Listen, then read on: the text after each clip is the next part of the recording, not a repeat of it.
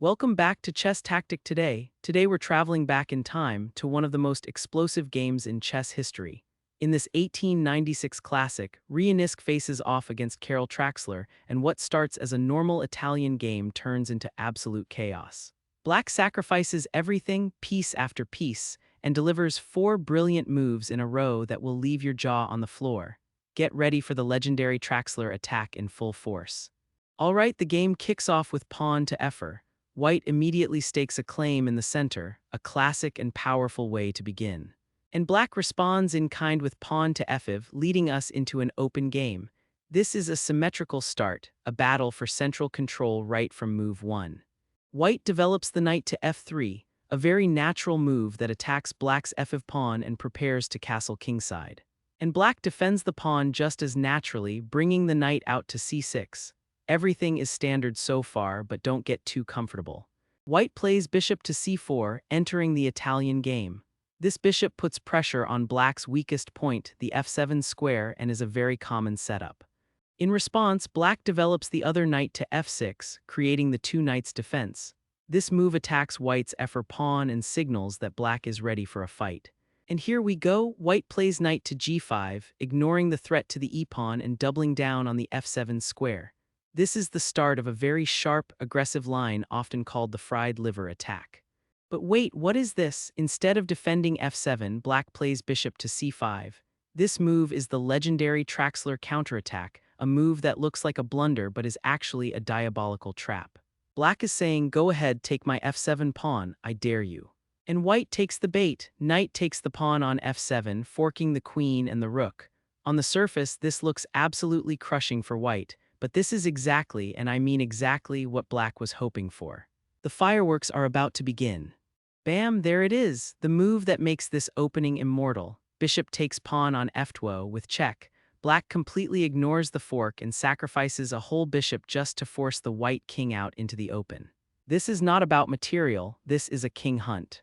White is forced to play king to e2. The king has lost its castling rights and is now a target in the middle of the board.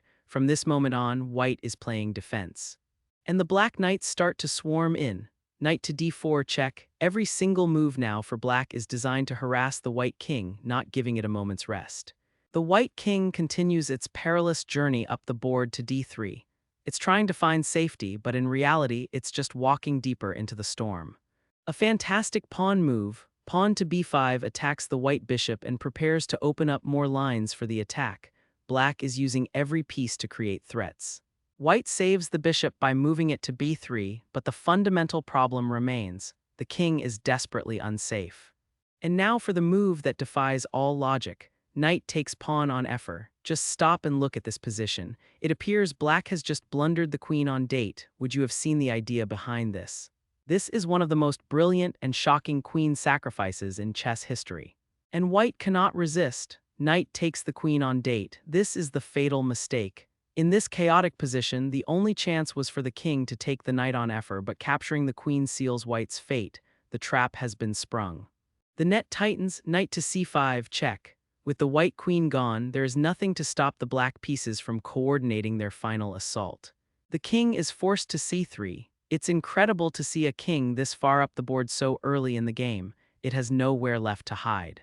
A beautiful knight check to e2. This move is pure genius. It not only checks the king but also blocks the white queen from defending.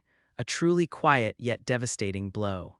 White has no choice. Queen takes the knight on e2. White had to give up the queen just to get out of check, a testament to the power of Black's attack. And the bishop re-enters the fray with a check on d4. The attack is relentless, a wave of threats that White simply cannot handle.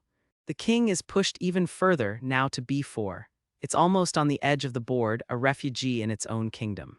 Another piece joins the attack. The pawn checks on a5, pushing the king right where Black wants it.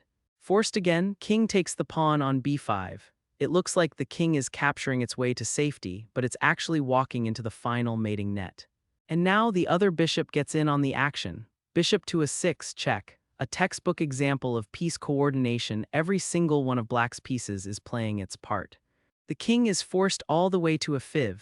Can you believe it? The white king is on the file as far away from home as it can possibly get. A stunning discovered check. The bishop moves to d3, unleashing an attack from the knight on c6. The bishop on d3 is a monster, cutting off all escape routes.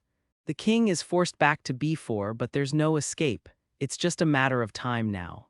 Another check, this time from the knight on a6. The precision is breathtaking. Black is closing all the doors.